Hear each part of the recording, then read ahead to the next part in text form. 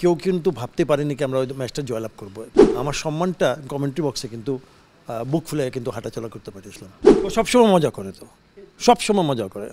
ধারাভাষ্য কক্ষ শেয়ার করে বা যার সাথে কমেন্ট্রি করে সবচেয়ে ভালো লেগেছে এরকম একটি নাম যদি জানতে চাই। Yen bishop. প্রিয় কমেন্টেটর, যাকে কমেন্টেটরের শুরুতে হচ্ছে তাকে ভালো লাগা বা তার থেকে ইন্সপায়ার্ড হওয়া এরকম একটি নাম। Yen bishop. ড্যানি মরিসনের সাথে আপনার খুব একটা ভালো সম্পর্ক আমরা জানি। ড্যানি মরিসনের এমন কোনো ঘটনা যেটা হচ্ছে বাইরে, ক্রিকেটের বাইরে কেউ জানে না, আপনার সাথে এরকম কোনো মজার মুহূর্ত আছে কিনা? ও সবসময় মজা করে, তো সবসময় মজা করে। ও মজা করে আপনার কমেন্ট্রিতে মজা করে, এবং কমেন্ট্রিতে যখন ধারাভাষ্য দিচ্ছে না আর আমরা পিছনে যখন বসে আছি আড্ডা মারছি তখনও কিন্তু অতিরিক্ত মজা করে। মজা মানে হাসি ঠাট্টা, আর কিছু না। অনেক জোক করে এবং অতিরিক্ত ভালো কথাবার্তা বলে।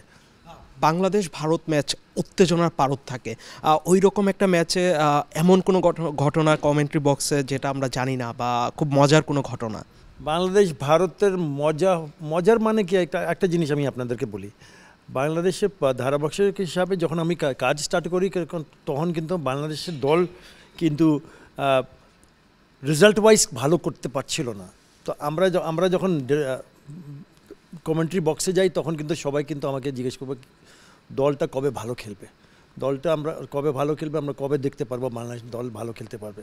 এখন কিন্তু যখন আমি কমেন্ট্রি বক্সে আসি তখন কিন্তু তারা আমাকে প্রচণ্ড সম্মান করে। বাংলাদেশ টিম কিন্তু ভালো রেজাল্ট আছে। 2007 বিশ্বকাপ ভারতের সাথে প্রথম খেলা আমাদের, তখন কিন্তু সবাই কিন্তু বড় বড় তারকা কিন্তু আপনার এখানে ইন্ডিয়ার টিমে খেলে। সচিন টেন্ডুলকর বলেন, বীরেন্দ্র সেহবাগ বলেন, MS ধোনি বলেন, সৌরভ গাঙ্গুলি বলেন, সবাই ওই ম্যাচটা কেউ কিন্তু ভাবতে পারেনি কি আমরা ওই ম্যাচটা জয়লাভ করব।